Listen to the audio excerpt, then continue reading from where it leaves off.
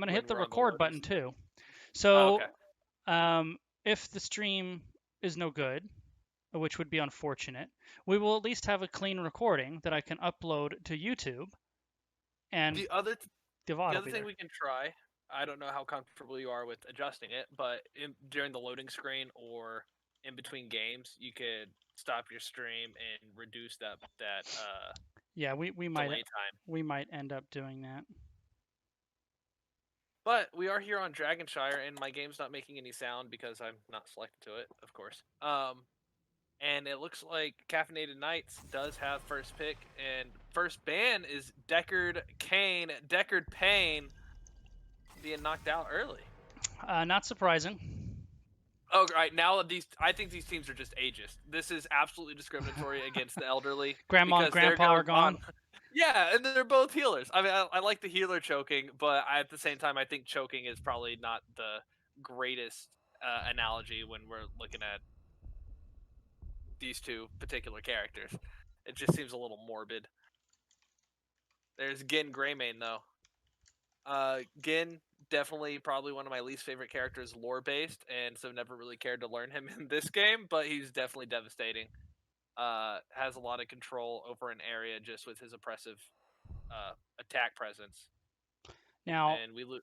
Go ahead. I would say I'm a little surprised because ETC still up, and that's been a tank that um, I know we get banned against us a lot because it's targeted. But even not even looking at our games, just I've seen him banned a lot in general. Yeah, Uh, well, ETC has been really prominent with that cooldown reduction, even though it got reduced on Tuesday. It's still there. There he is. There's ETC, a really strong tank pick right now. But I'm more surprised that Rexar was left up. This is Dragonshire. This and Braxton. They're the Rexar maps, and and May still up too. I've been hearing a lot of hate for May, a lot of hate, I've and I don't know. I've seen her played really strongly. I've seen May be dominant. I've also seen her be kind of a non-factor, and I think it's because her kit is just isn't very intuitive. It's honestly a little bit awkward.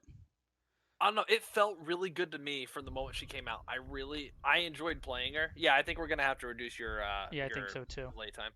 Um, so, but I think the problem with May is she's like a not the new but a new ETC, and you know how in when you're playing with not competitive but like ranked and things like that, your ETCs and your Diablos in particular say or thinking, oh, my buttons are off cooldown, gotta use them. And so people try to set up these fancy plays right off the bat instead of responding to what the team's doing or waiting for the moment where the setup has happened for them and all they have to do is pull the trigger. And I think that's what May's experiencing. To catch up on the draft, though, Junkrat and Stukov are the response to ETC, both very disruptive to that Mosh or anything else ETC wants to bring. Rhaegar and Falstad. Rhaegar really good for the camps here. Falstad's also able to help out with those. Falstad with that presence can also help respond to a lane that's in trouble, maybe get a quick cap, things like that.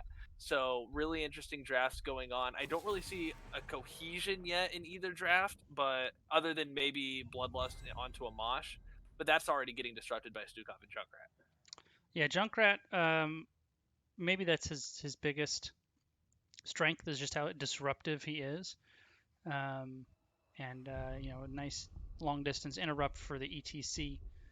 But Can so you? far, these teams are mostly standard. Neither one of them really showing anything unusual, not tipping their hand to a strat if they have, as we have a Dibbles and a Rainer coming Jimmy out. Blard Minion Rainer. Neither team wanting to show their solo yet, Taco. I don't know if you've noticed that. They want the matchup to be good for them. They want to respond All to what the other team by says. myself, the solo laner. All by myself. Yeah. Solo lane's probably the most important pick on Dragonshire, more so than any other map. There's the Rexar. Rexar made it to ninth pick. Ninth pick. What planet are we living on right now? And you were right. Nobody is looking at the May. She is up. Her heroics are They're Uh, both really both good. both available. They're both really good. She's very durable. She offers a lot of zoning, um, and was very well regarded on release, Taco, but just nothing. I think I'm the only person in NGS that likes playing her. Oh, I like playing her. I just can't win with her. I All right, really enjoy playing her though. so tell you what, you teach me some ETC, I'll teach you some May. That's fair. Although I did have the May game of my life last night, actually in placement. I Yeah. was, yeah, I was very happy with my May game. All right. So Well, we so are. who wins this matchup between Urel and Rexar? Well, I will tell you Who that. rather not who wins the matchup, but who holds the lane better. Well, I mean, I think Rexar is king of the top lane on Dragonshire. I think that's just it is. But let's play our little NGS Season 10 video, and then we'll get into this game. Do you want to instead start or stop and Oh, drop your? that's not a bad idea. Okay, we'll be back after I start and stop again. Oh, and I hope I was recording that whole time because I think when I ended it stopped the recording. But Yeah, it stops regardless, recording. yeah, I will Well, I will does it? clip all of this together into nice one good YouTube video at the end. But let's very belatedly introduce our teams. The blue team, Team Happy Cloud, Fade on Diablo, OJ Juice on Junkrat, R275 Delta on the Stukov, Galaxy Quest, Never Give Up, Never Surrender on Raynor, and Brett All right, Michaels Tim on the Taylor. Real. And in the red trunks, we have Harborim on Rhaegar, Osmanthus on Elite Tauren Chieftain, Static on Falstad, Arc on Rexar, and Ghost Dragon on Tassadar. I would really like the name synergy with Arc on Tassadar, but I guess it's just not in the cards today. Yeah, this And is a Tassadar having some connection issues. yeah, as is the caster because I'm still dropping a bunch of right frames. I have never ever had frame drop rate before, and I'm very annoyed that it's happening now. I have no idea. You know what I'm gonna do, Taco? As I try to observe and talk about this, I'm gonna text my wife and make sure they're not doing anything. There you go. Get them off the darned interblards. I know. Stay off the interwebs. I'm trying to play the video games. I mean, actually, Well, not even. I'm trying Urel to... going back and forth with Rexar here in the top lane. Urel at half health, taking some tower shots too. Misha laying the beating. We all know that bears beat space goats, but Urel not really afraid of it. She has a lot of sustain, but so does Rexar. And you have your kind of standard 4-man rotations from both teams going between the mid and bottom lane. And right now it looks like Caffeinated Knights is going to have the points. They might even get a dragon here before 2 minutes. No interruption. Wow. Diablo trying to come in. Holy crap, that's the fastest dragon I've seen in NGS. That is definitely one of the fastest dragons, about a minute 45, 48 or so. Now, an early dragon like this, they're not very strong. You get a wall. Right? Yeah, but I mean, even still. I gotta say, I feel really bad for Caffeinated Knights though, because Tassadar needs some caffeinated internet. I mean, so do you. But this is he's really having trouble staying connected, and ETC taking what? No, that was he didn't. Did he crowd take surfer? crowd surfer? Was that a life save pick that he just did? Because he could have gone around up the bush into the siege camp, but that was a crowd surfer. There was. It's actually one of my pet peeve talents. Now I will say I had a game I casted where the ETC player took it and did not use it once the entire game. So at the very least, Osmanthus has used it. Yes, he has, but they did give it cooldown reduction if it hits no one.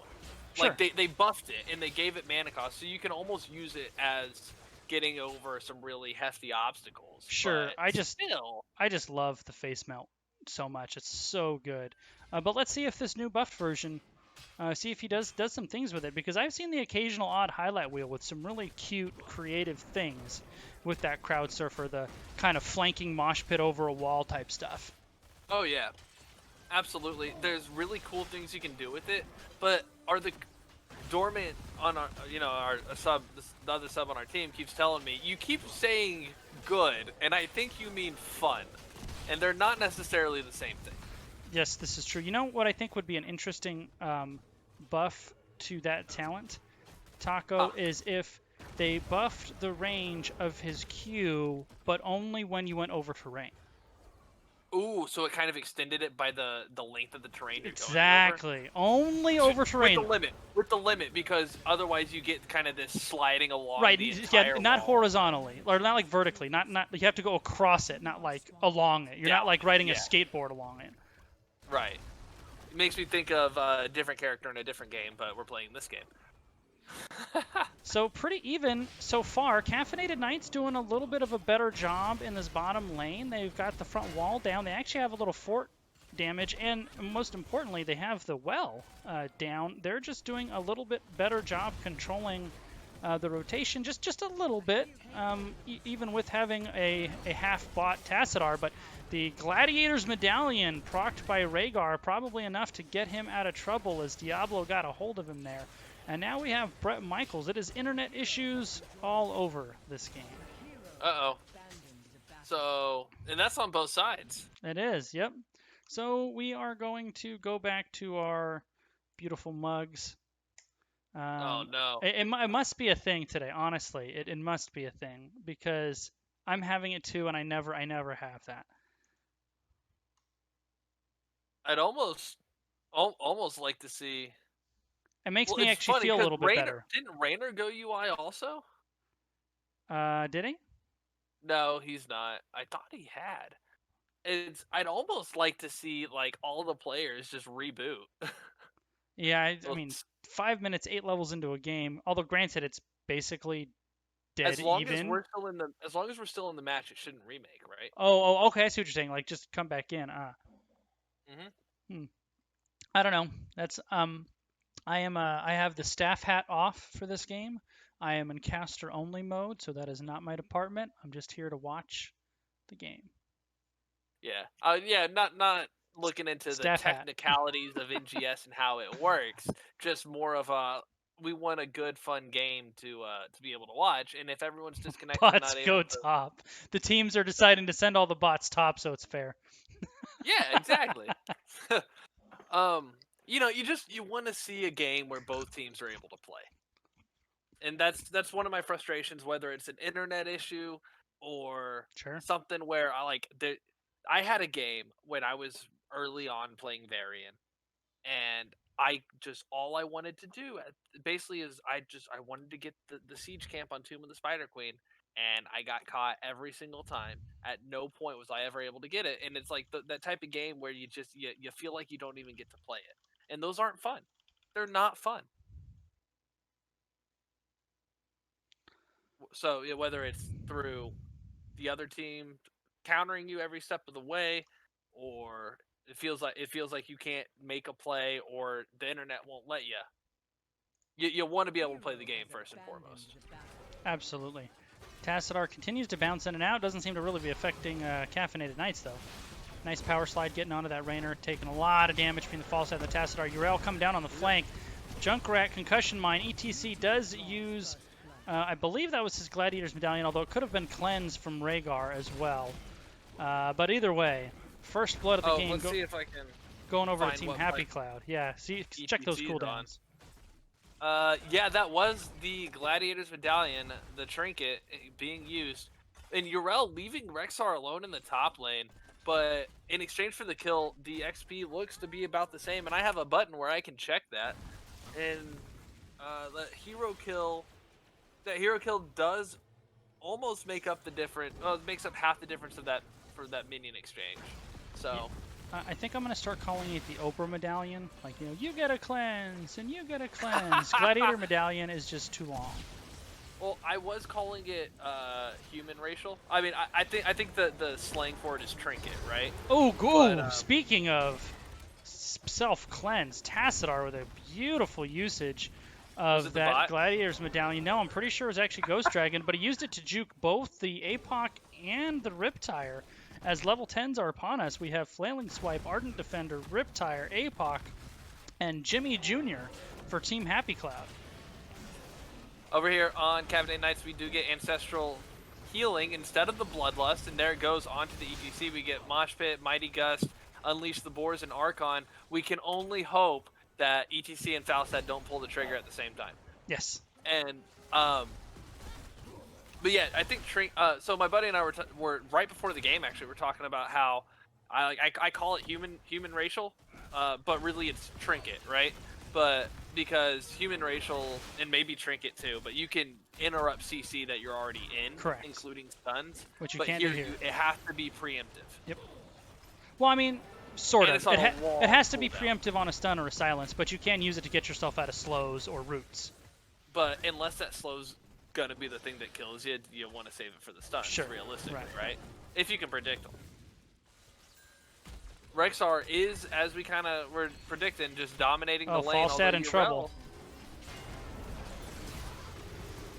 There goes the Riptire. It doesn't look like it really goes anywhere. Keeps ETC from moving in onto the Stukov, though. If I need to... There's the button. I was just seeing red team's side, so it was very confusing for a second. So a lot of buttons pressed, a lot of brawling, no deaths though. I mean, pretty clean game for both sides. Only one kill. Falstad comes mid, and it forces Urel to stay mid as well. So that means top lane going unsoaked for Team Happy Cloud. And Rexar just having a grand old time up there. We'll check on him in a minute. Mid lane, Urel and Falstad. But Urel has to keep this lane honest. There's the APOC. Doesn't hit anybody except for Rhaegar isolated out. Self Ancestral gets flipped, gets slammed again, finally goes down. There's the ETC power sliding in. Raynor goes down on the backside of the Falstad. There's the gust. Everybody's so low, Taco. That was a good gust in a real tight space. It's basically a stun there. Falstad able to flip on out through the Diablo, but Diablo getting a lot of good slams around. And overall, really good back and forth. In the bot lane, obviously, Team Happy Cloud taking the advantage, but the levels are still even. Rexar still holding on to top. It was a good fight, but I don't know really that it's necessarily worth it for either team. Yeah, really, I think Caffeinated Knights won the fight like 3-2, or 2-1 maybe. But really, they were just not healthy enough to do more than that. Yeah, they had to relinquish the point. Yep. And I haven't seen them pick up their siege camps. It hasn't been picked up once. Barely by either team, actually. I see a banner up there. It has been picked up, but this is at least the second time I've seen Team Happy Cloud get theirs. I would like to see more use out of that Caffeinated Night siege camp. Brett Michaels, tower diving, using the heroic, and catching Rexar actually all the way on his own bridge of death to secure the kill. Meanwhile, bottom lane, ETC goes down off camera, wasn't able to capture both of those because they were kind of simultaneous. Yeah, I missed the Rexar play. I'm sorry. It looks like the stream is on us right now, and I don't know if that's just from the delay or what. But if it is, it seems like it's been. No, it is not on us. It is very delayed. At this point, we're basically just recording it and uploading it. Honestly, okay. I'm not sure what's going on with that. Diablo coming in, gonna bully Caffeinated Knights off of their own giants. The stream's 6 levels behind. Yeah, I mean, it's just... yeah, so Team Happy Cloud, rather, able to get the objective. That kill on Rexar, absolutely what made the difference in giving Urel time to get the point. And with how long it's been into the game, the second objective is going to be really strong. They get a fort out of it. They've gotten 2 forts. They're able to push into this bottom keep, and they're going to get keep damage. I don't know that they actually take the keep. Yeah, I think they need to get a kill or 2, although that beautiful APOC will help. Down goes Tass. Onto the Tassadar, but the APOC against the wall is still going to be enough to take him out. And that will be key. I think at that point they're able to get the keep. There it goes. Absolutely. And Diablo abusing the bear, flip and slam. But I think at that point Diablo's just hungry and wants some fresh meat. Ah, that's the wrong character. So a game that was as tight as can be, up to about 9 minutes into the game. Team Happy Cloud really taking control, made a couple of big kills, and now they're going to use 16s to invade, really leveraging their advantage. They have catched Rhaegar. The Gladiator's trinket, or whatever we're calling it, was used. It did not matter, and down he goes. And for extra punishment, going to Junkrat the Bear back into the rest of the team. Misha, we'll see you later. And now Team Happy Cloud, they're just using they absolutely maximize the 16 advantage. Got a kill on the Rhaegar, took their camp, took a free fort um, for it, and Caffeinated Knights on the back foot. They're going to have to wait for their support player to respawn, and then they'll regroup, and they'll have a couple levels here pre-20 to try to do something if they're so inclined. Yep. And right now, this is the right call. Team Happy Cloud painting the map blue, everything except for, well, I guess their siege camp just popped up, but that bottom bruiser camp needs to be taken as well, and the map will be theirs. A lot of presence off of that Dragon Knight, which that's kind of what the late game is, and that's how we see these higher divisions play out. Is big APOC diving over the wall. Trinket comes out on Tassadar. Really good disengage out of Falstad. A disaster just over the horizon if Diablo got his way there. Yeah, absolutely. The Ancestral was actually used too when Tassadar. I think Caffeinated Knights thought Tassadar was going to take a lot more damage than he actually did. But yeah, and they unloaded a lot. Yeah, but a lot of heroics there used. Ancestral down, Gust down, APOC down as well. And shrines are going active, and this could be, well, they're not up there in the top lane, but this could be an almost quick cap for Team Happy Cloud. Now, I like what Team Happy Cloud is doing here. They're having Yrel actually out of sight, but they know right where Rexar is, so Yrel can get here for a 5-on-4 anytime. Brent Michaels looking for the flank. He's ready to jump over that wall, but Caffeinated Knights must have smelled something fishy because they kind of backed out of there. Something didn't seem quite right. Yeah, sometimes that it's too quiet really is, and there's about to be a whole lot of noise made, and so they went ahead, backed out. They did the right thing. This is how we know we're not in a horror movie. They left. That's right. And Yrel taking that top shrine, Falstad taking the bottom shrine, so that's going to keep the dragon. Rexar in trouble, Taco. Uh-oh. Rexar stuck in the silence. It looks like rooted by that, what is it? Yeah, virulent reaction. That level 13 that roots a weighted pustule target. Pustule's such a fun word. Roots them into the silence. Now, are they going to catch Falstad? He has flown up here. They are on the way. He may have overstayed just enough to delay it. There's the Stukov Gust to get away. Diablo still fishing, though, and I think he's going to get him, and he does. There's the charge. There's the flip. There's the QEQ combo. Gladiator's Medallion comes out. ETC arrives to peel his teammate to safety, but that was a pretty close thing for Static there. I would have liked to see, and this is just one of those small little technical things, right? But I would have liked to see as Diablo's charge started, and he may have just been too close to react like that, but as Diablo's charge started, seeing that trinket come out, and it would have stopped that entire delay. Yeah, that's a very small window to do that for sure. But it's also a 5-minute cooldown. Yeah. So I kind of get wanting to save it to see if you're gonna get out anyway. So sure, but at this point in the game, level 20, level 18. I mean, deaths are so huge now. I think you burning that trinket to make sure you don't stagger a death is worth it. Yeah, that's fair. But at the same time, if you don't have to die and you can keep it, like I see the merit both ways. This Dragon Knight coming up in the bottom lane, going to looks like they're gonna make a play on core and ignore the other keeps. It's 16 minutes in, level 20. I think they've waited too long. But the Dragon Knight is unstoppable, so a Mosh does get interrupted after it starts, so that's a full cooldown for ETC. ETC gonna go down as well, pinned up against the wall. Tassadar to follow, and Team Happy Cloud, I think, will finish out the game here. Oh, you hate to see it, that Ancestral. Oh, Ancestral didn't... Okay, Ancestral got a short cooldown because it did not go off on the Falstad as he was trying to get into the fountain.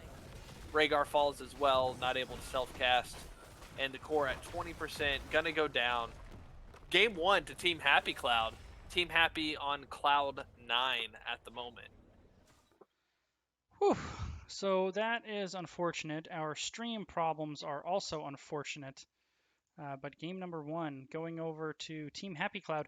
Actually, pretty dominant after about 9 minutes into the game. Like once they took that game, they never let go of it. But it was really close up to that point.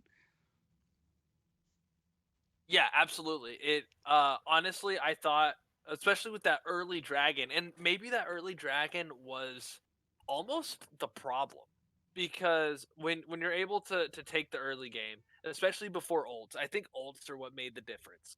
And so if you know you're holding, especially with the Rexar, if you're gonna hold top, maybe don't cap the dragon. Just leave it your team's color, bully the lanes, get your pressure, and then before the other team gets their power spike, then maybe you get the stronger dragon that gets more than a wall, especially if you're already putting out lane pressure. But that's one of those things you have to really like think.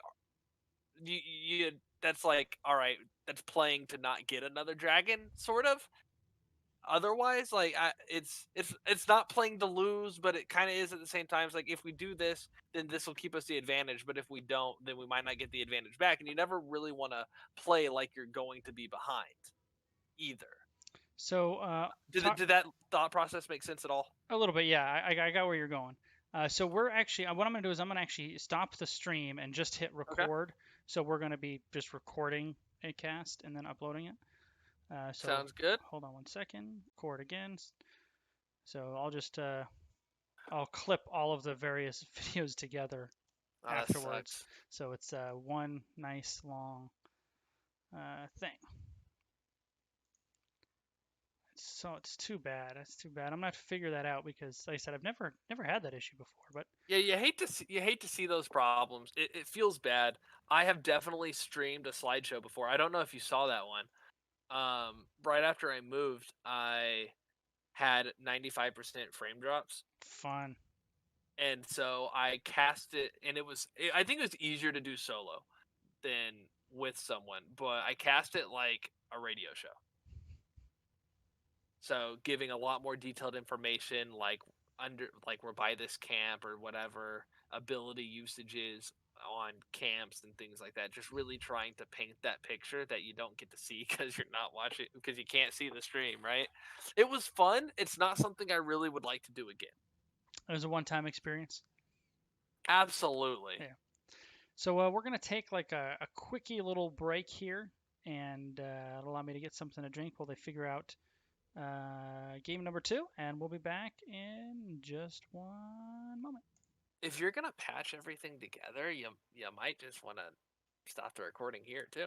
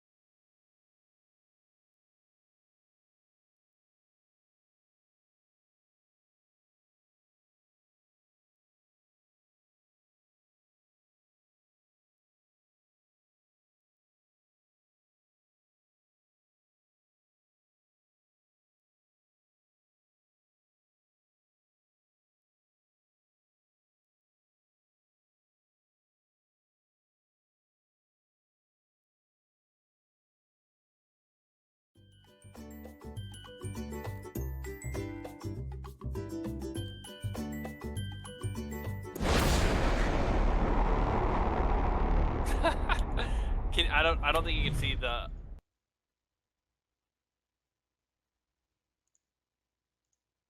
Your invite was pending, and I was like, he's BRBing, so Yeah. I'm official now. And also, I let him know the VOD will be clean and that the stream's not working and whatever.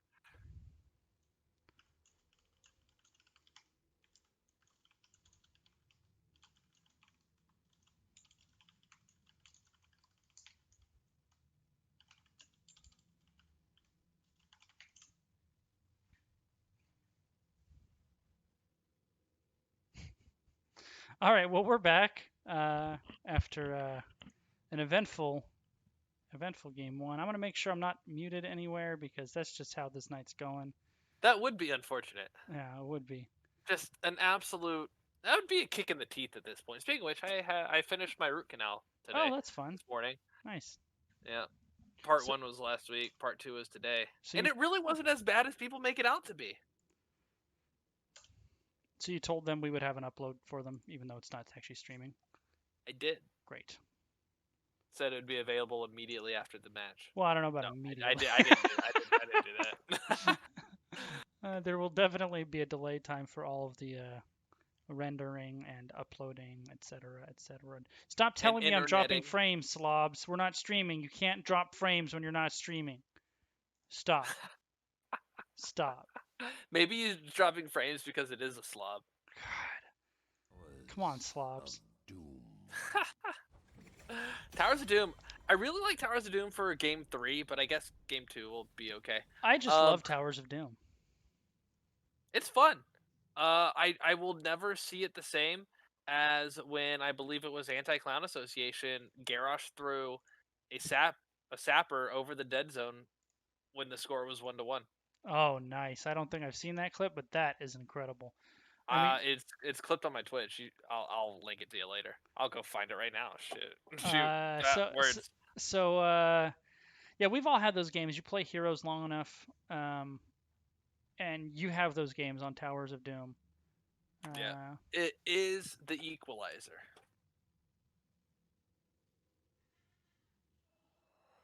Yeah, it is. It's because it's one of the basically, with maybe Alterac a little bit, but most of the traditional maps is we have a Deckard band again. You win that post 20 fight, you pick a lane, you run it down, and you win the game. Mm-hmm.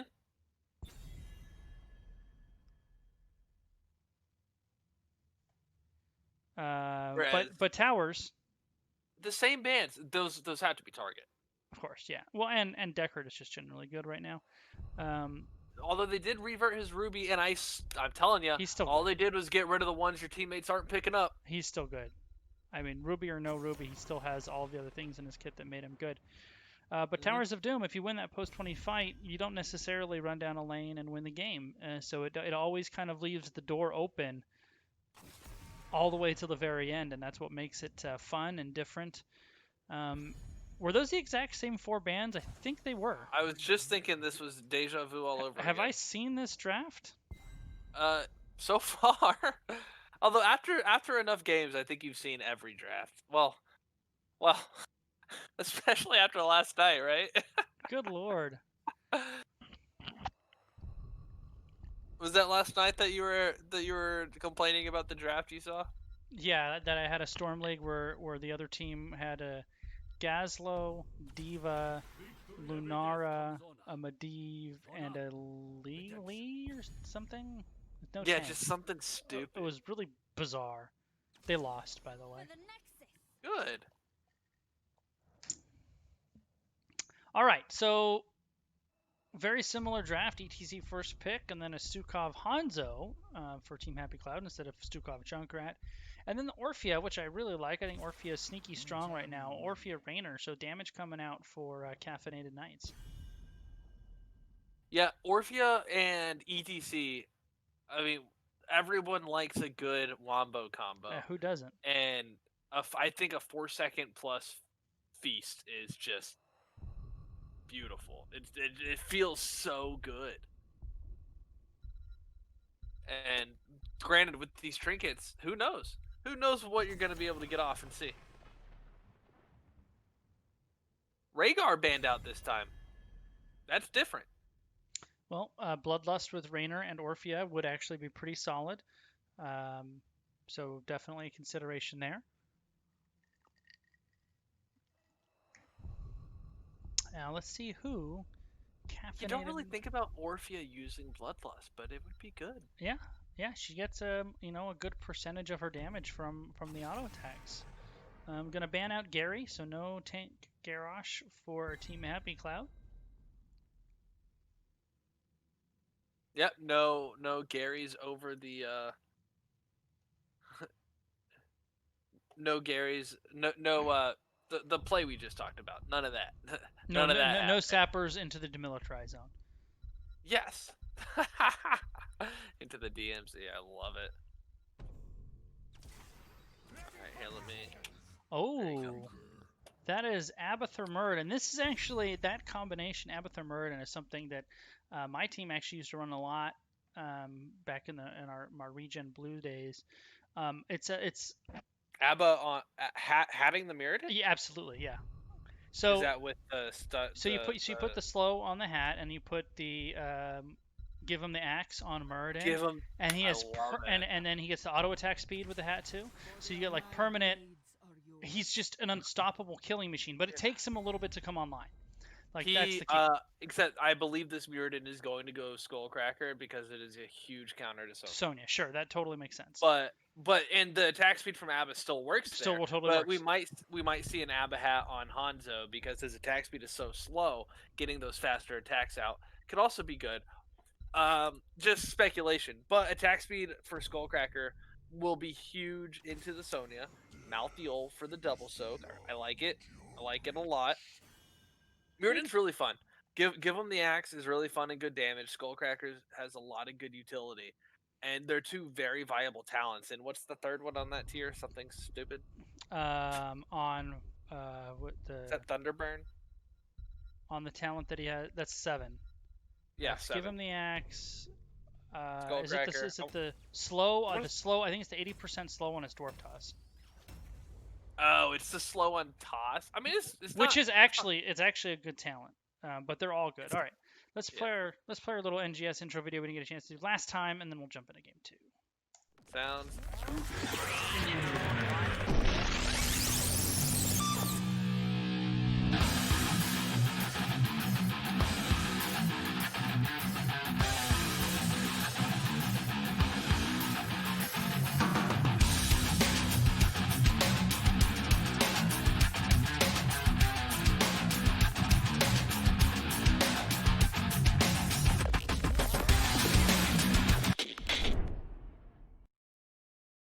All right, Taco, we are back for for the game number 2 here. All right, you want to run down Happy Cloud? Absolutely. Between the winners of game number 1, trying to take 3 points and the sweep here in the opening week, Team Happy Cloud, OJ Juice, laying down the GG sprays on Hanzo, Fade on Muradin, Galaxy Quest on Abathur, Brett Michaels on Malthiel, and R275 Delta on Stuga. And in the red corner, Harborum on Anduin, Arc on Sonya, Osmanthus on Elite Tauren Chieftain, Ghost Dragon on Orphea, and Static on Raynor. I believe ETC is the only repeat pick. Stukov also. So the healers, or a tank and a healer, repeat picks for this game. Everybody else, brand new hero. Yeah, which is ironic considering how the early draft was just basically carbon copied. Yeah, up to ETC being picked again. I like putting the pressure on that Muradin there, especially they're short on bodies. You really, really want to pressure this ETC or this Abathur comp early. Yeah. And Fade seems to be a really oppressive tank. Just looking at watching a little bit of him last season, the aggressive Diablo he was playing last game. Overall, I think Caffeinated Knights really needs to wake up and smell the coffee to stay in this match, and they're perfectly capable of doing it, but they got to pull the trigger. And I want to see them invading this camp, but they're a body short, right? So right, because of the ABBA, right? Caffeinated Knights should move as much as possible around this map. I would just love to see them run, especially because you have Sonya mid. Malthiel's top. You have numbers like this. I really would like to. I really want this invade right here. Hurry, guys, hurry!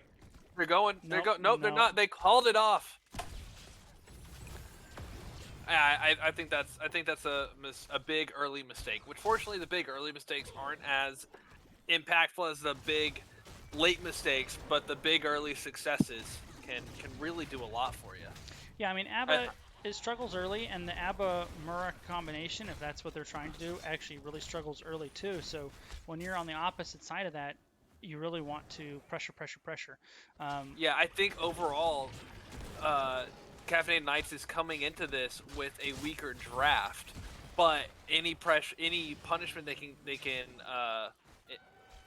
dish out early will go a long way for them, and it'll delay any power spikes coming out of Team Happy Cloud, and that's really what they want to do. They want to delay the late game as long as possible.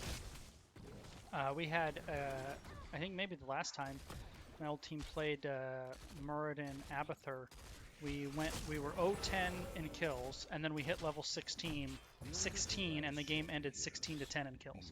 So we had 10 unanswered deaths, and then killed them 16 unanswered times as soon as we hit level 16 with that combination.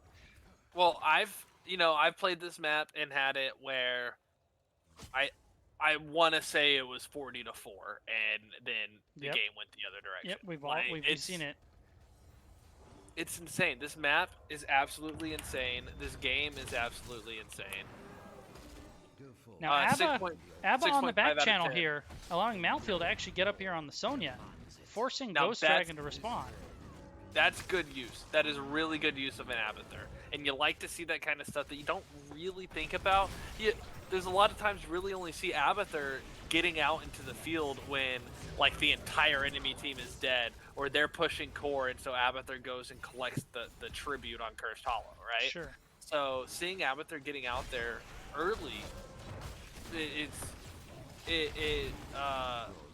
not provides confidence, because he wouldn't have picked it if he wasn't confident, but it really shows his competence as an Abathur player. Yeah, and then nice rotation with Sonya showing in the top lane. They knew if they brought Bret Michaels on Malfield down, they would have an advantage, and really, made him pay with first blood of the game going over to Team Happy Cloud.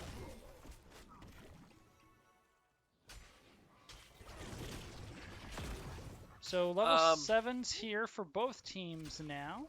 Malfield was all the way down in the bottom lane, and he's double so. I mean, Abathur's helping with the mid lane, but for Malfield to be that far down, granted on a pale horse, he's moving around pretty quick. But just now my buttons aren't working. Good. Just he's all over the map, and Abathur's able to help cover. Look at that minefield though to catch Sonya on a rotation. Yeah. Or anyone on a gank. And that's something actually we saw in game 1 was Team Happy Cloud was just, they were a little bit more decisive. Here it is. Here it goes. Here it goes. Here it goes. 1, 2, 3, 4, 5. All of them. Quarter health Sonya. I mean, that's going to force her back. Bret Michaels is looking for her too, but she went the safe way. Will Spin pop the mines?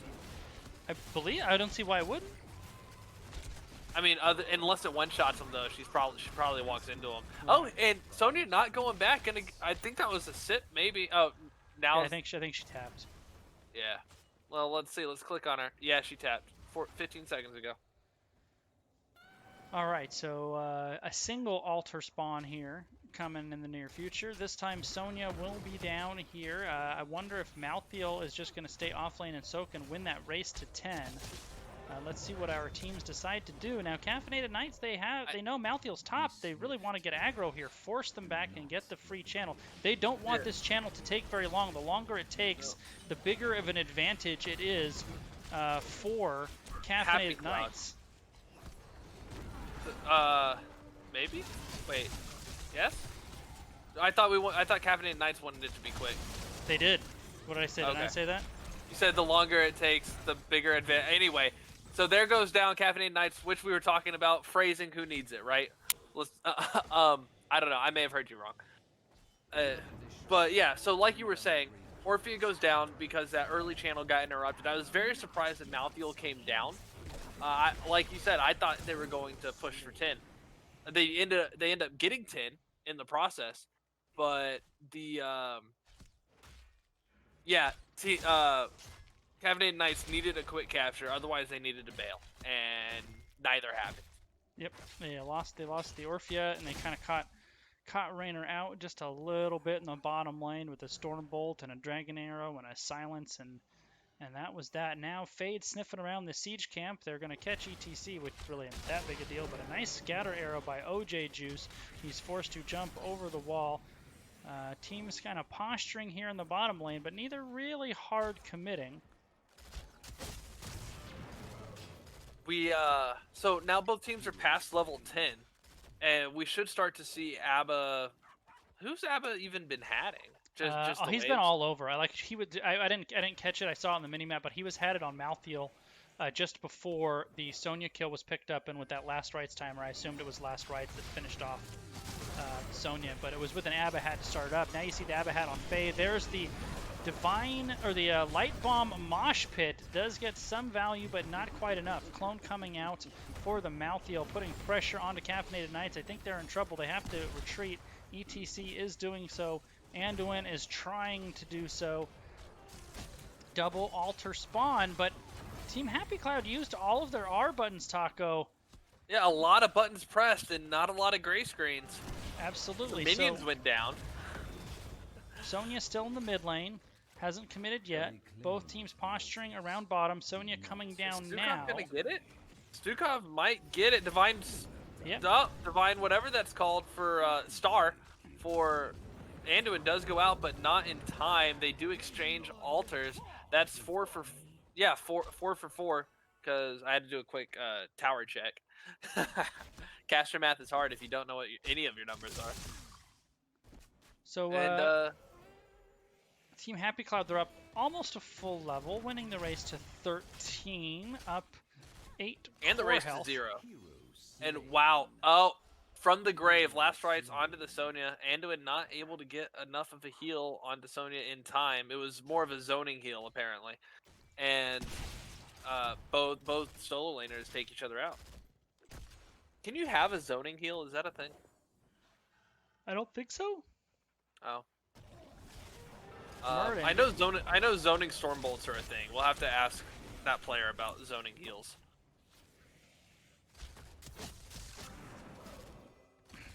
Little skirmishing going down bot. Siege camps will be up relatively shortly. And right now, both teams just kind of waiting for something to happen. This is where you get into that discipline of Div A and Heroic, where nothing's happening, let's not go do something stupid. But Fade trying to get a catch on Sonya, you hear a lot, and then they miss it, they back off. Exactly. It's, let's be patient. I hear about teams, and you see them sometimes. Nothing's on the map, stand behind the gate. Like, there's nothing to do. Don't risk a gray screen. Now, Caffeinated Knights is here in more numbers right now. Team Happy Cloud a little bit late to the party, but the altar spawn hasn't procced yet. It will here in just a few seconds, but positional advantage to Caffeinated Knights. Anduin is deciding he should fight. No, now he's channeling. They're really trying to force Muradin back. Hyperion goes out, and there's the mosh pit. It is long enough to get Muradin, and the channel, there's the light bomb, only catches Malthael. They're really putting it into him, but he teleports back in, being so annoying, but they will finally get him. And that, I'm going to say, Taco, that's the highlight, the big moment of the set so far for CK. They get the altar and 2 kills. That's a lot of momentum, and if I know anything from hockey, momentum carries games. This is a fight. A hockey game could break out at any time. They've got the momentum they need. They could carry that into the rest of this game. They've invaded. They got the sappers. They're going for this bottom lane. Bottom lane decides this map, so if they can get it, they can just kind of hang around the tower and hold it for a while. And they want to finish it, though. Abba does have Mule, so they really want to finish this building, and they do. There's the Eternal Feast. Catches Stukov. No 4 here. 4v3, both sides fighting. The hat is on the Muradin. He dwarf tosses over the wall. 4.5v4. Yeah, now both sides kind of posturing again. And CK actually up in experience, winning the race to 16. I have to apologize and issue a correction. Muradin did give him the axe, not Skullcracker for the Sonya, which I feel like Sonya is worth the Skullcracker. Well, unless you think she's going to be in the off lane. I will say, Oh, Dragon Oh, an arrow Arrow. going across for an Oh, invade. sniped. What a great Wow. shot. I'll tell you, Wow. as we're fighting here, nice leap of faith to get ETC out there. I think the reason he didn't go the Skullcracker is they think Sonya is going to be playing catch up against Malthael in all the other lanes all the time, so he's not going to be around Muradin enough to warrant the Skullcracker. That's fair. That's a very fair point, and that's why you're here to help me think properly. I mean, watch Well, this combination. Watch this Abahat on Muradin post 16 is an absolute monster. Oh, because so he's got the slows, or the slows will help. Is that where Abahat gets the slows? Is 16? Well, he gets the heal on his burst here, but he hasn't actually picked the 16 yet. So he has a heal on the hat now. They have caught Malthael, have they? There goes the last rights. Oh my goodness, double-digit health, not enough. Malthael gonna stay alive though. And looks like Abba and Raynor exchanged. Maybe Abba did. Raynor picks up their structure or their altar, and right now 24-18. So they got 2 altars with that tower taken.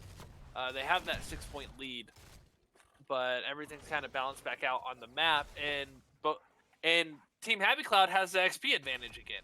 So that XP advantage is going back and forth a lot. But Caffeinated Knights staying just a little bit behind on the core health. Now Malthael's top. I really want to see them just get in on this thing. I don't know if he's shown necessarily, but they last saw him up there. Caffeinated Knights instead opting to back out and pick up some XP soak. Yeah, I think Caffeinated Knights is playing a little bit too timidly for how spread out Team Happy Cloud has been, and sort of can afford to be because of the Abathur, but with that luxury of being able to spread out more, they open themselves up to the susceptibility of being collapsed on. Now I will say, but Malthael rotating down. Yeah, while Sonya responds. Yeah, I was going to say, Bret Michaels, as he is showing right here, does come down to flank as the arrow lands onto the Orphea. There's the leap of faith again. Mosh Pit catches 2, interrupted. There goes the Gladiator's Medallion, whatever it's called on ETC. But yeah, Caffeinated Knights respecting the rotation that's been coming down by Bret Michaels, and also he's been doing a nice job of controlling the vision, not really showing where he's at a lot as well. So I think it's hard for them to pinpoint where he is. Yeah, neither team is moving for the objectives. There they go. Sonya and Abathur are both going to close in. They'll get those channels, no problems. Malthael going to go down. They found where he was that time, as both altars are exchanged. We get a flailing swipe to save Fade, knocking the rest of Caffeinated Knights away from their the falling tank, who manages to stay standing. But yeah, you're right. They don't know where Malthael has been, but they are. Oh, they know Malthael is dead though, and so they're making this play on the boss. It goes real quickly, almost evening up the score. But Stukov and Muradin looks like they're trying to make a play down bot. Muradin anchoring for Stukov on a retreat. I don't know what's going on at this point anymore. They were just trying to get a little value bottom, pushing the wave into the fort, while they knew that Caffeinated Knights were on boss. All right, so 16-14, levels 18s, really close, getting close to 20s. It's getting close to the cusp of this game. How do you think the rest of this plays out? I mean, it's still, I think Happy Cloud has been just a little bit stronger, but CK, even though I think Team Happy Cloud's comp actually gets stronger, they've actually played better later in the game, so I don't know if they're just kind of settling in or whatever, but 19-19, 16-14 on health, this is like the definition of a game that could go either way. This is a really interesting play. I like it, but it's scary at the same time. They've clustered down in the bottom lane when both teams are pushing 20. They get the keep, though, which gives them a huge chunk of experience, and it'll give them an advantage, not for this set of altars, but the next one.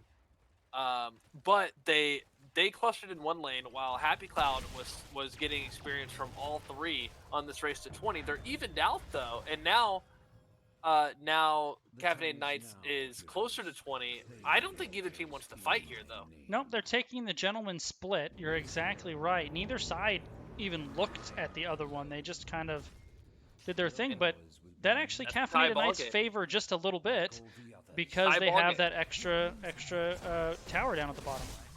Big fight over here on the siege camp, and the invade is going to be successful. We get a flailing swipe out to disengage, but they do have to relinquish the camp. The Abba clone goes down. His songs will be sung for Yeah, for ages. I wonder if that was a little bit of a miscommunication there, because usually you're only going to use that clone when you really want to go in. But they kind of gave up the camp, so I would kind of like to have heard what the chatter was there if it was maybe a little bit of a miscommunication. But there's Muradin with the hat right in the front there. CK doing a nice job. There's the light bomb. Speaking of miscommunications, but he bolted in for it. Oh, yeah, that was. I was about to say the same thing. Oh, they didn't really talk that one through, but there goes the tank making plays happen. Right? It gets disrupted enough, but the play was there. He was ready. Yeah, I have stated, and I continue to think that ETC has the best, most versatile level 20 talents of any hero in the game. Literally all 4 of his level 20 talents are really good. Does he have 5? Does he have 5? I don't know. They're all good. He's got Tour Bus, Death Mosh, which you can pick with either ult. He's got stage dive, whatever the improvement is on stage dive. He has Bolt, and he has Storm and Shield. So he does have 5, yeah. And all good. They're all, yeah, absolutely all good. I think Deathmosh is my favorite, but I need to stop dying, so. I have literally, at one point, taken all of them and been effective with all of them. But here we go. Clone is out. There's the Eternal Feast right on top of that Leap of Faith to pull Sonya out. Muradin stands there and eats it. And on the backside, they're actually getting this channel here while the Clone is just wreaking havoc on the backside. Last Rites does not quite finish ETC. But now numbers will favor CK with Clone down. That was only a 3-point altar, but it got one of the altars off. And there goes the light bomb. There's the bolt into the mosh. Oh, what a play! Hanzo going down, going to be followed by the Stukov. Great follow-up from Orphea and good focus going around the horn on that mosh pit. And Caffeinated Knights going to get this altar unless something crazy happens.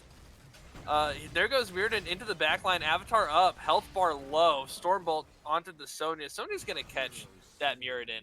And Anduin getting the channel. That's going to give Caffeinated Knights their, I believe, second lead of the game. I think they got the first altar on that first set of 3, but effectively their first lead of the game. I might stream when I get it figured out for like 45 seconds just to clip that play. The Bolt Light Bomb Mosh Pit was so good.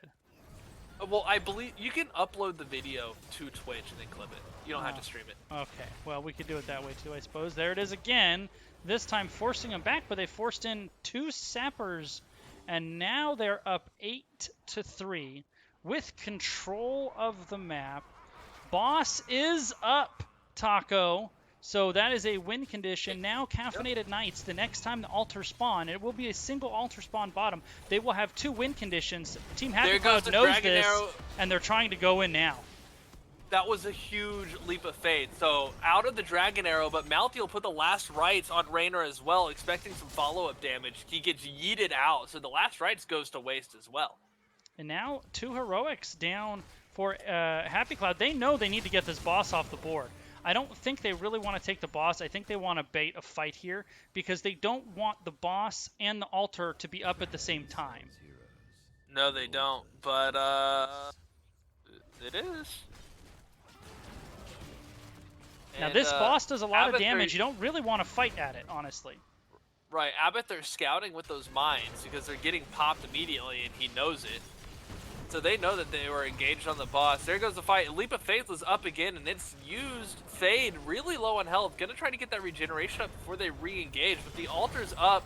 Abathur could go for it because they're keeping Caffeinated Knights busy. Galaxy Quest in the backline, which is Abathur. That was the clone. Orphea and Stukov gonna face off at the altar, but here's the fight at the boss again. They're looking to push that boss. They're fighting over boss. Look at this, Taco. Orphea looks... The mule to interrupt Orphea. Mosh pit on the boss secures it. What a play. Caffeinated Knight stays in the match. We're going to game 3. Does Mule attack? Oh, the hat. The hat. Okay. Mule Now, hat. I don't think they Head, needed it. I shoulders, knees, think and toes. Stukov actually got there and Orphea self got off realizing she was going to get interrupted. But, But still. whoa! Mule, Mule at the altar. We've seen some really ridiculous ABBA plays recently. That was a game. Mm-hmm. Caffeinated Knights getting up off the mat, coming back, forcing a game 3. It's what you like to see.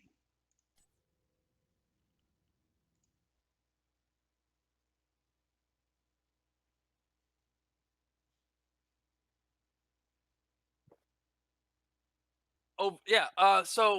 But if you look, I don't the stat. If you look at the stat sheet, everybody was absolutely pulling their weight. Very even damage distributions. The XP was spread out as you would expect. Like it was the XP was where you would expect it to be, except for maybe Raynor. Raynor doing a lot of heavy lifting, helping out the Sonya on that XP game. But again, like a very even stat sheet, which is something that I really like to see, and something you see a little bit more often in these higher level games, where not only is everybody filling their role, but everybody's the team is more than the sum of their parts, right? And that's yeah, I like stats. Um, It's the first time I've co-casted a game in a long time. I'm trying to get used to it again. I'm a big tip of the hat to Caffeinated Knights, keeping their composure. They the second half of game 1 was pretty rough. They were kind of really struggling to get back control of that game. Early part of game 2, I think you can safely say that Team Happy Cloud was controlling the early part of that game. But uh, Absolutely. but man, they had a couple of big team fights, and that huge Bolt light bomb mosh pit Abs- was oh just man. was so good. And now they've picked up a point with a chance for a second. Yeah. So neither team going to be able to get 3 points here in week 1, unless they're playing their flex, in which case 3 total at least, right? But yeah, this first game, this first match of the season for both these teams, I think a really good pairing. Like you said, they are they're both they both have high expectations for the season, and that game shows it. You have a really strong draft. You have control over the entire game, but it is Towers of Doom, and Caffeinated Knights comes back from behind, staying close the whole way. When it looked like everything they tried to do got disrupted, and they get the one play off right when it counts, and they're able to secure the game. Yeah, absolutely. And the mosh pit on the boss at the top too. Yeah, I think composure was the word you used. Absolutely agree.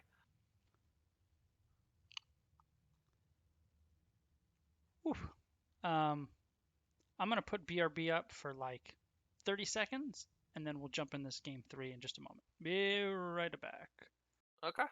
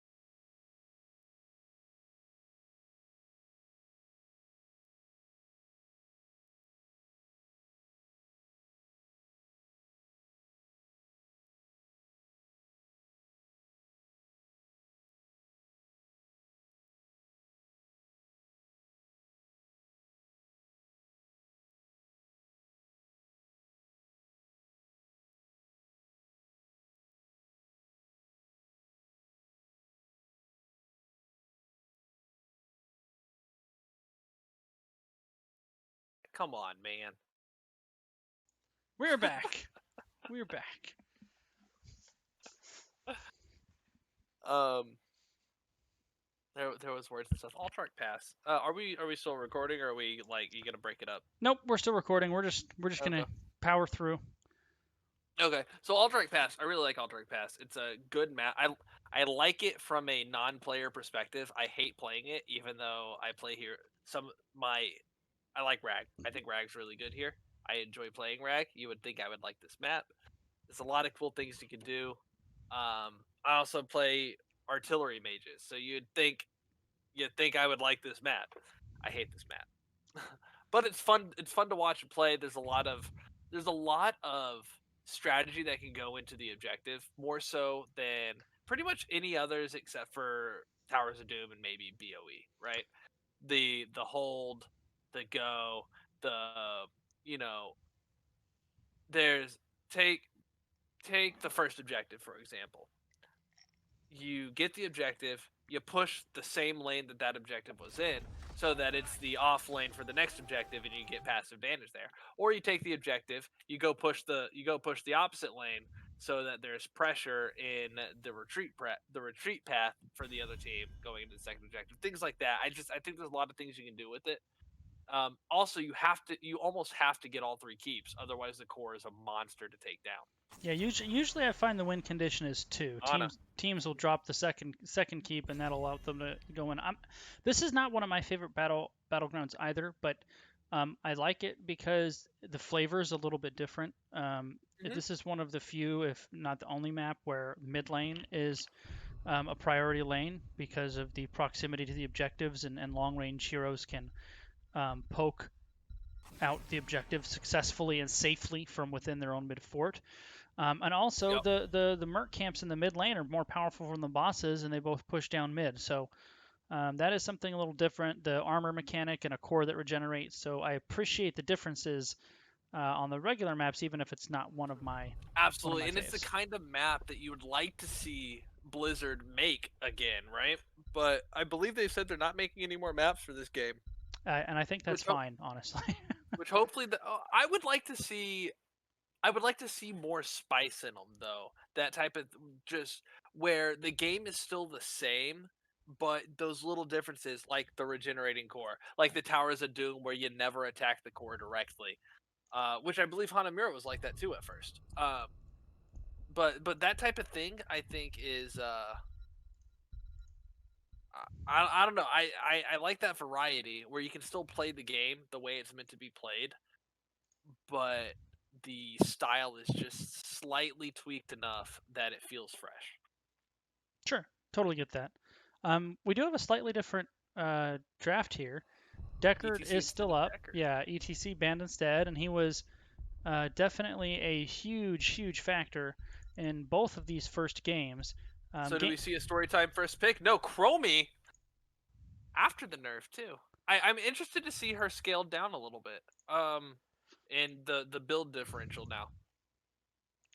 well, and I think this is one of her better maps. The fights over the objective can be kind of sustaining, which is her wheelhouse a little bit. She can Mirrors. because of her range, she can sit in that mid fort and poke out objective really easily. I personally don't dislike Chromie on any map. Oh yeah, totally. This I think though is one of her stronger maps. Okay, that's fair. Um, Especially because for instance, Infernal Shrines might be a little bit rougher because she doesn't have as much splash, and the queues are like one stops, right? But even then, she's got the presence. But yeah, I feel like this if you had a weaker map for Chromie, it's probably Infernal Shrines type of a thing. Um, but we're not to get all intricate into Chromie. I do think her delay here is really strong. We probably see not sandstorm. What's it called? Slowing sands. Slowing sands instead of time loop here, just because of the presence it has around that objective, which I think is really important. Um, Even though I'm a fan of time loop, I've liked slowing sands more with the new talent build, but time loop's still really strong. Rainer getting banned too. Garrosh Stukov. Yeah, the root combo with the Garrosh toss can be really strong. I'm curious which tank Caffeinated Knights are going to grab to kind of control that Garrosh as the Orphea is banned out, which was played very well in game number 2. Yeah, Orphea, really good showing from Ghost Dragon, who stayed connected the whole time. Yep. Um, uh, with the Falstad, I mean, okay, there you go. No speculating for Taco. That We explains the Raynor ban too, because Raynor can really beat up on an Uberak. So, I mean, he's just a good ban overall, but if they were kind of looking at the Anub, then that makes sense. yeah. Anub feels weird. I've always liked Anubarak. I very rarely, except for when I had watched a video on him and I was like, Anubarak is super fun. Except for that time period, I've never really felt comfortable picking him, just because he seems, unless it's a super spell heavy team, he doesn't really seem sturdy enough as a tank. Like I feel like he's in a weird spot, but he can combo really well. You got with the cocoon and the CC disrupt that he does have. He's a really niche pick. So I'm interested to see how it plays out, especially with this new burning beetles thing. I don't think it's popular enough yet. I think it needs a little bit of a tweak up, but it feels really good for Anubarak. And I'm excited to see Anubarak's disruption with Chin's wall, Yeah, I just haven't. being a wall. I pick an Uberak all the time. He's one of my strongest heroes. I think he's really good. You got to be careful that you don't early pick him enough to where they pick up an auto attacker that's going to beat you up, like we talked about. Like a Um, Vala. Vala, well, the thing with Vala though is she's not particularly durable. So if you catch her, she's pretty much toast. Like it's really the Raynor and the Greymane, in my opinion, that are the bigger threat because they're sturdier, Okay. so they can step out a little more and are a little less worried about getting beaten up. Um, That makes sense. I can dig that. so what I see here from like kind of looking at it through the lens of an Anubarak is if I'm Anubarak, I want to cocoon the Garrosh and go on to Stukov or Vala. Chromie's likely to be too far back. I want to disagree just a little bit on that. You may. I I will allow it. sweet. um, I would rather cocoon the Dahaka, and that's because he can penetrate a little bit deeper. He can get to that back line. Garrosh with the Beatles there, Garrosh is gonna have a lot harder of a time getting that throw on his desired target, because you just know that Beatles are gonna be closer at some point. It's gonna mess up the throws. It's gonna do things like that. Li Ming and Falstad can both get away. Chin, you almost want to be the one that's thrown, and so I think getting rid of the disruptive dive from Dahaka, who will draw a lot of attention away, and then Chromie can pelt away, I think is the bigger cocoon target, the bigger team fight threat, not the damage threat, but the presence threat. So let's introduce our teams in a big game number 3. Team Happy Cloud in the blue trunks, Brett Michaels on Dahaka, Fade on Garrosh, OJ Juice on Vala, Galaxy Quest. We'll be playing Chromie and Delta on Admiral Stukov. Over here in the red trunks, Harbour on Anduin, Static on Falstad, Ghost Dragon staying connected on Li Ming, Osmanthus, I hope I've been saying that right, on Anubarak, and Arc on Chin. And Chin's someone you don't see a whole lot anymore, but is still very disruptive, a very large, no pun intended, bully in the top lane, Yeah. or in the off lane, I should say. For a while, he was really the hotness in the off lane. He's fallen off, but I still think he's strong. If you put him in a situation to succeed where there's he can be disruptive on the backside, that's really where he excels. And when you put him in that spot, and I think this game could be that spot, he can still be really impactful, I think. So Chin in the back line is dangerous. Dahaka in the back line is dangerous. I personally feel like Dahaka in the back line sets up the Garrosh a little bit better. then Chin in the backline sets up Caffeinated Knights. So, which makes me think one of these teams is gonna be playing more divey and the other playing more defensive. Do you agree with that thought? Which team do you think is gonna do what, or what are your thoughts Well, with these drafts against each other? I think a lot of this pivots around the cocoon, but if Chen kind of pops Panda Pals and YOLOs onto the backside, Anubarak can go with him, and pretty easily. Speaking of... Big first kill onto Garage from an Undertow. And, you know, Gary can peel a little bit, but Dahaka is not a strength of his, so I actually like CK's Knights draft a little bit more. But whenever you have a Li Ming, you have to secure a kill. If they don't secure a kill, if they don't proc the resets, they're just not going to get value out of that pick. It looks like Li Ming is going to go Calamity, which a lot of people say is the only build, but sometimes you just need that poke and delay. There are a lot of times I don't feel comfortable jumping in on the enemy team. Sure. This is not the case for Ghost Dragon here with that Illusionist level 1 and then Charge Blast level 4. So look, I mean that might be going for a Q build, but I think that's a Calamity build in the making. So both sides, this is actually something you see at higher teams more than you do the further you go down the elo, is they really understand on this map that you don't need to just like sprint at the objective necessarily. Both of them are on the siege camps, which are oh so important. Both of them captured the siege camps early enough to where they're getting them for the second time in the game at the 3-minute and 30-second mark. Basically, I mean, both of these objectives are literally just sitting here because they're prioritizing soak, they're prioritizing this mid lane siege camp. Yeah, the macro play, especially early on, definitely a lot stronger than going for this objective. I agree. And because of how long the objective takes, you have plenty of time to respond to it. And the death timers right now are shorter than the objective as well. So really, this first objective, like you said, there's no point in making a big deal about it. Eventually, they'll want to get it, maybe, but at this point, at this rate, 2 globals down bot, objectives towards the top, and nobody cares. Yep, and because of the little prison guardians as well, very few heroes can just get up to the objective by themselves. It takes you know, well, Samuro, yeah, those are the ones. But generally speaking, it takes them, you know, a few seconds to burn through the little jail guardians, and that gives the other team time to get into position to do something about it. That is one reason I do like Anubrak as a tank here, because he can go up, he can Beetles, pick up the Guardians and sneak a channel. But that's not something you're gonna do at this higher level of play generally, because that's so easy to predict, right?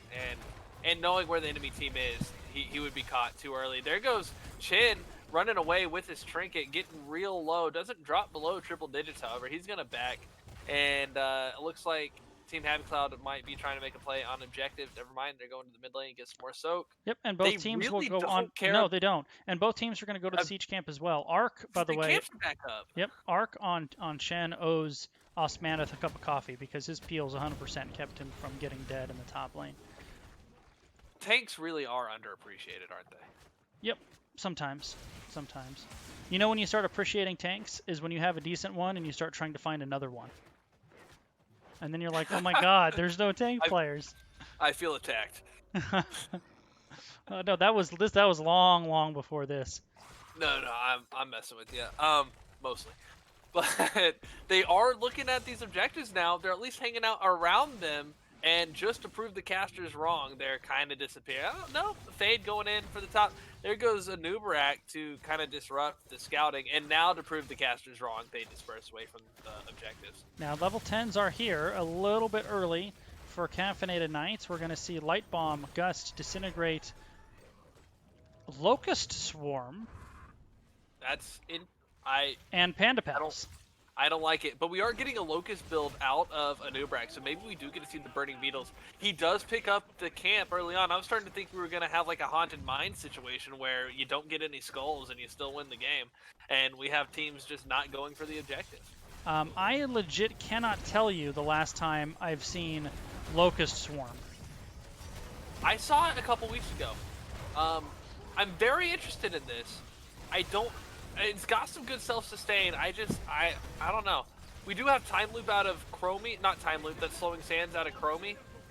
Picked up at level 8. Isolation for Dahaka. Flailing Swipe out of Stukov. Warlord's Challenge and Reign of Vengeance coming out of Garrosh and Vala, respectively. Caffeinated Knights does pick up this first objective. Team Happy Cloud not able to disrupt the counter that Anubrak was able to start.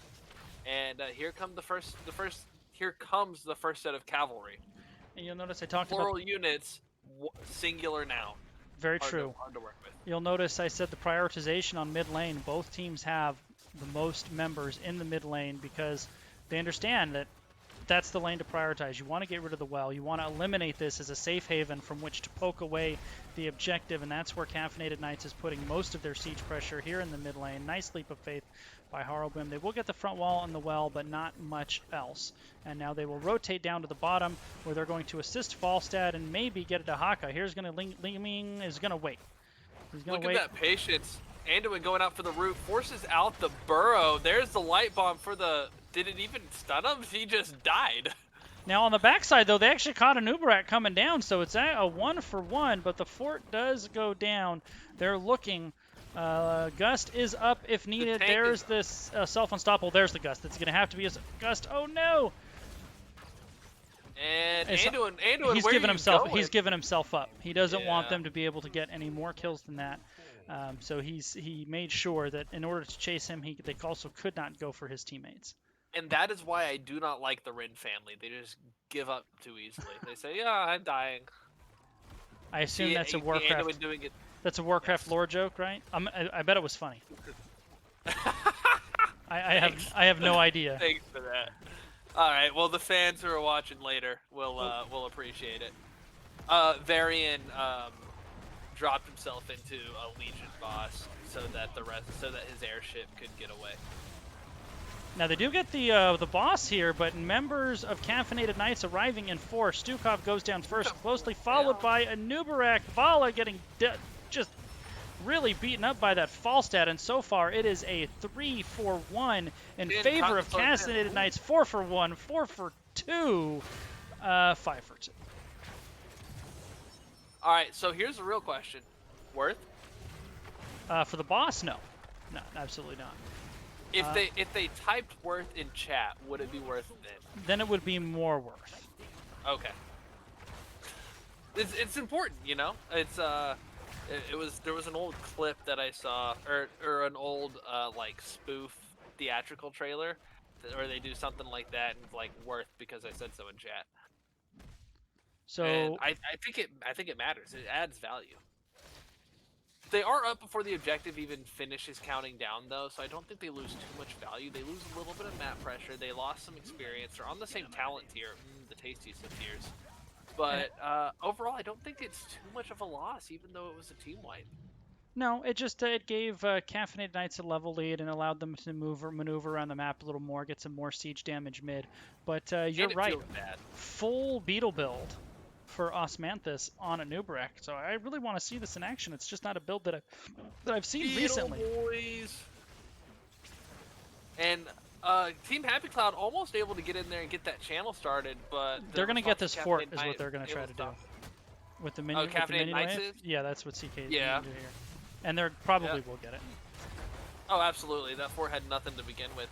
Team Happy Cloud missing an opportunity to get that objective started. But they are going to take a really good fight is how it looks right now. But there goes the light bomb. Everyone on Caffeinated Knights looking low. Falstad going to fall. There's the disintegration beam. And Panda Pal is going to stop Chin from falling. The flailing swipe to get the rest of his team out. But they're all low. There goes the trait for Stukov. Panda Pals is about to be over. Half health arc. That was a 1-for-none. How did only one hero die in all of that? That's unreal.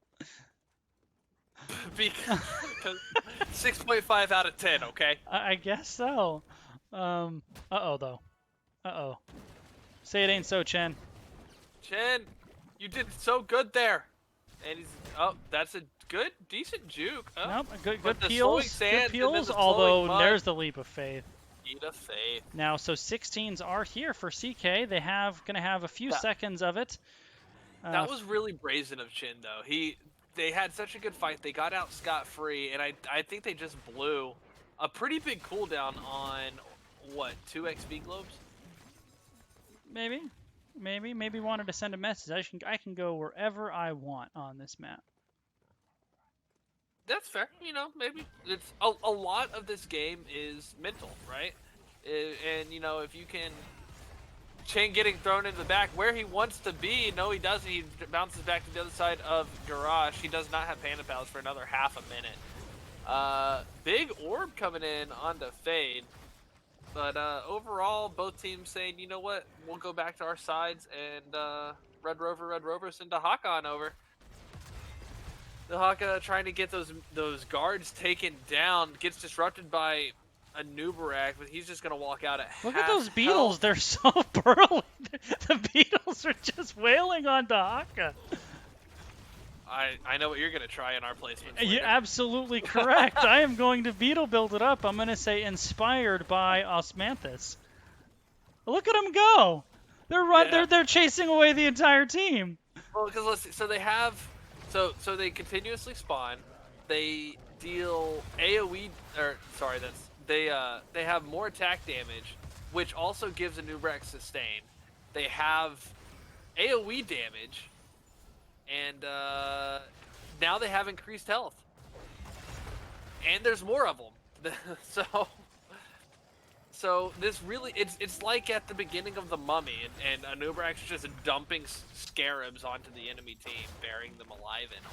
I was amazed at how durable they are.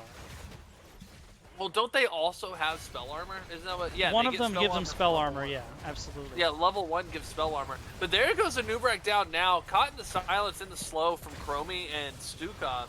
He's just gonna get and that's where you see the real fragility of Anubrak. But they got most of the objective taken care of. Fade's going to start the channel. He's going to get disrupted by the disintegration beam. Here comes the orb to disrupt it more, but it's not going to reach with limited range. That could be objective for Team Happy Cloud. It definitely could be. Dahaka 28 down seconds. there clearing. It just depends on how hard they want to step in on this. Anubrak can get here in time. Caffeinated Knights is giving it. Yeah, they're giving it up. With Falstad going top, he figures, you know what, maybe we can get this top fort up here. Although, Team Happy Cloud giving it up too. So we have a very even objective that's going to go into round 3, just like this match. Worth noting, bottom lane, Taco. Yeah, I see it. Caffeinated Knights has sniffed it out. Will they get here in time? Oh yeah, they're there. That's Li Ming hunting grounds right there. Here comes a noob. Dahaka not here. Here comes the burrow on the backside from Dahaka. Both sides moving forward. Boss is dead. Back charge burrow. There's the light bomb. Chromie, Stukov, Garrosh, Dahaka all go down. Wow. So it worked out for him really well. I thought they didn't commit hard enough at the beginning of that. They came in 3-2. The 2 were at half health. They should have been able to just pop them off. They ended up getting more kills out of it but I thought they were playing with fire there. I'm glad to see a play work out. I'm always glad to see a play work out. It doesn't matter which team unless you're playing against mine. But I don't know. Personally, I'd like to see some more aggression. But it like I said, it worked out. I was just a little surprised that Happy Cloud didn't just stand by the objective and finish it off. With Falstad showing top, it looked like Caffeinated Knights was kind of conceding it, you know? Yeah, that was also kind of questionable, and well, if this game turns from here, we might be able to ask. But you got objective pushing in with the boss. The second keep is going down. They've got level 20. I don't see it. I don't see a pivot point at this point. Oh, great leap of faith by Harborim to get his teammate out, and now the counter engage coming from Caffeinated Knight. 2 keeps are down. Core is tanking some damage from the bottom cavalry. Anubrak burrow charges away to safety. Both sides kind of posturing, but the core is actually going down pretty quickly. There goes the disintegrate beam, forcing Dahaka to burrow. This game is going to be very close, but I think this might be the beginning of the end for Team Happy Cloud, Taco. Yeah, there it is, and yep, there goes the core. Always glad to see a dwarf get killed. Loktar Ogar friends. But well fought game for Team Happy Cloud. Well fought match overall. Good, really, really strong reverse sweep coming from Caffeinated Knights. They played it really well. They, especially with game, well, right now with game three, they they waited where they needed to wait. They went in where they needed to go in. I think their shot caller really carried that third game. Uh, Not a particular character in particular, or I said particular already, but I think the shot calling was the biggest impact there. I didn't listen to anything you just said because I'm looking at a Nubarek's 34,000 hero damage, which is more than Falstad, is And more almost than as much as Chromie, Vala. almost as much as Vala. Oh, that's ridiculous, and I cannot wait for us to do our placements. I mean, Um, so so what I was saying, the short version is that I feel like the shot calling for Caffeinated Knights carried the game more than any particular character or player otherwise. The way they went into fights, the way they showed patience, etc. Do we want to get an interview? yeah, we can do a quick chat. Let's see if we can get them in here. We will. Let's go ahead and we'll have to kill the cam for it. So I'll just go to this screen instead. Yeah, there's my And cam. yeah, let's see if we can get one of them in lobby one. Who was Caffeinated Nights? Was that's Harbo Rim? Harborum, Static, Ghost, Oz, and Arc. See who we want. I'll see you on the other side. NGS lobby one. Yep.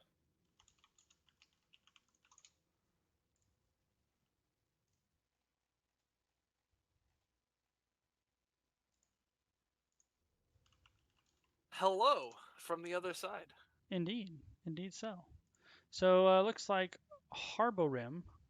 I have to. I don't know why. I really have to think about how to say that name. Will be joining us shortly. Speaking of the devil, there he How, is. first question: how do you say your name? Harborim. Oh, I win.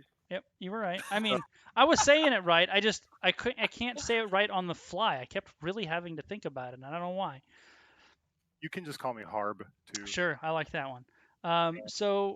Housekeeping first. First of all, thank you for waiting because I know I was running a little bit late. That time slot is really tight for me, and then kids' school thing ran a little late, so appreciate that. Secondly, apologies for the stream just being kaputskis today for whatever reason. It was totally dropping frames, so we dropped it after game one or two, and I've just been recording it, so you guys have got a nice clean YouTube VOD for it. That's very nice of you. Thank you so much. Yeah. Well, don't want to have you guys wait and then get no cast. But lastly, guys getting bumped up to Division A and hmm getting a big 2-1 win, especially after falling in game one to one of the top returning A teams. Comms must have been pretty happy. They were awful frustrated game one. We couldn't communicate with Ghost Dragon at all. I don't whether or not he could hear us wasn't all that sure. Haven't followed up with that either. Funny enough. Anyways, yeah. We, as you know, we had a very good previous season in B West, and they bumped us up, and so we expect some more pushback here, and it certainly was that way too, actually, because a week ago tonight we scrimmed Team Happy Cloud, and we went 2-2, and so we anticipated a very competitive best of three tonight. I'm happy that It it was a was. best of 7. I love it. Right? Yeah. So Big Towers of interview. Doom. Yeah. Talk about Bolt Light Bomb Mosh. I I do what Orth tells me. Yes, he tells me when it's ready, and he's waiting for me to pull the trigger on it. Um, we've practiced. Uh Did we lose your Harb? oh. Harb. Harb, no. This is the perfect cap to the tonight. Harb, come back. Last chance, Harb.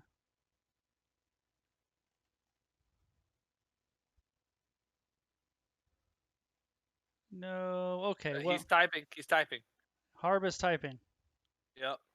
I'm in the division chat for oddly Uh, enough. Okay, oh, I there he like that. is. I'm back. Perfect. Okay, so we were practicing and then we lost you. So carry on. Oh, sure. Yeah, we practiced it and happy it goes over pretty well.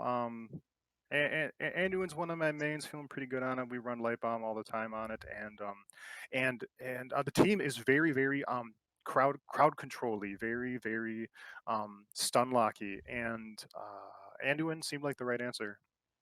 Yeah, that Towers of Doom game was pretty bananas. The ending in particular was pretty bananas. Trying to observe that was not easy. I'm trying to flash down onto Orphea, who's like trying to sneak the bottom bell tower, but a mule goes down there, and then I flash up top, and there's a dance party on the boss point. It was a little all over the place. How were comms at the end of that game, which was a very chaotic ending? Yeah, well, Orth, I think Osmanthus, he did a what was it, a tour bus mosh and kept the Murden in place while capping boss, and I think that happened accidentally. That's what he said at least. I don't think that play was quite as calculated as it might have appeared. But it worked. Yeah. And so, lastly, I play a ton of Anubrak. I do not play Beetle build, but now I'm going to because I was watching Osmanthus in that game 3. You guys said you like to run the stun locks to CC. That would lead me to believe that you do like picking up the Anubrak from time to time. Does he always run that Beetle build, or is that just a new-ish thing with the buff to burning beetles? Yeah. It's relative to the newish buff of burning beetles. We don't know if we do the stun lock comp. I think I meant the other team seems to do something like that, which Mm, is picked into the Anduin to sure, I cleanse that gotcha. stuff. But yeah, or Osmanthus, yeah, he picks it for burning beetles. I think Dahaka tongue grabbed a couple beetles sometimes, and that was very good. And so I think he likes the body blocking nature Sure. of this as well. That's it for me, Taco.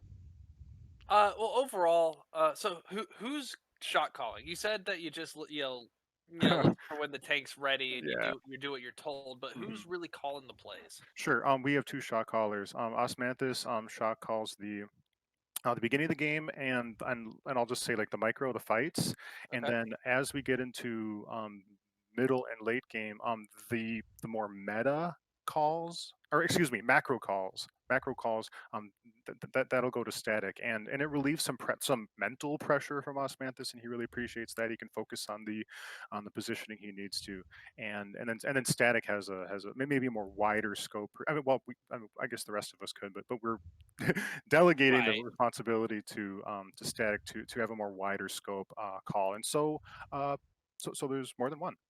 Yeah, I can definitely sympathize with that kind of mental Hmm. taxing you're talking about because, I've played tank for a long time, and then tanking and shot calling and worrying about positioning a lot. All of those things you're trying to mentally calculate can really detract from how well you are personally playing in a game. So that's Mhm. that's really smart of you guys to kind of take some of that mental. Drain off of him, if you will, so his own play doesn't suffer from it. Right. Yeah, yeah. And the reason I ask is I was talking to Mongoose after or at the end of that game 3, the patience coming out of your team, the plays being called, we're waiting to go in and then going in at the right time, the appropriate hesitations, the full commits. They seemed and what I said was the shot calling carried that game and Yeah. that's what it really felt like. And because I feel like both teams were evenly matched as far as drafts, as far as players, team comps, etc. And so I think that shot calling really made the difference. And so I think I wanted to give credit to that. Cool. Thank you very much. Um, as far as the game goes, I don't have anything. But if you're up for a fun getting to know our interviewee question, Sure. That sounds like fun. d- tell us about your perfect taco. And Oh my I'm god. I'm the only correct answer, but other than that, Right. Okay. My second favorite taco would be barbacoa. You know, that seasoned, slow roasted beef barbacoa. A corn salsa. Make it spicy too, because I'm a spice freak.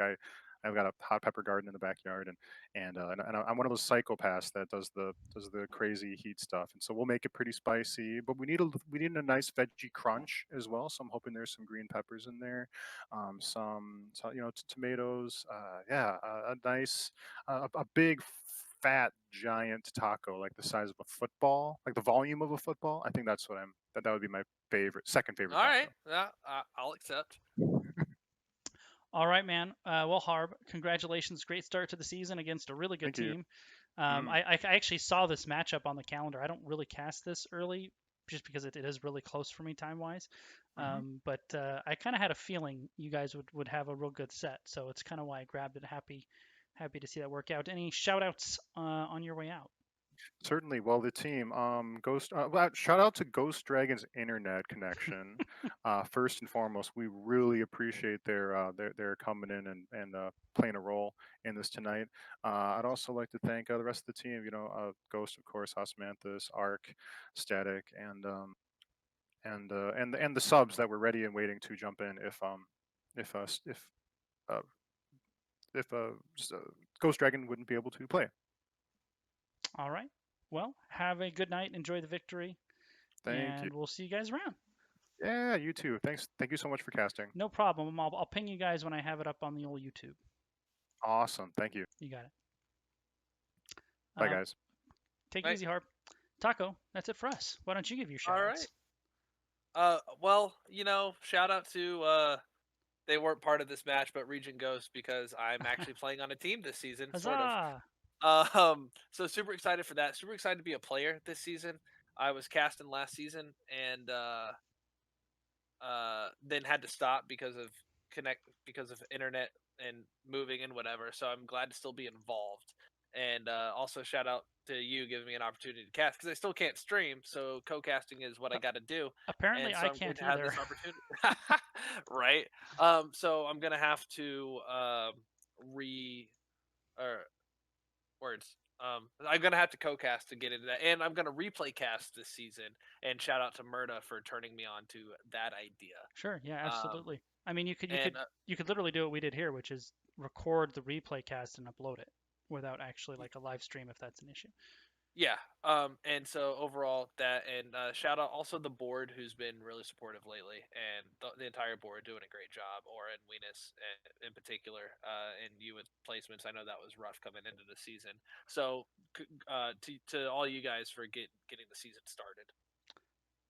Well said.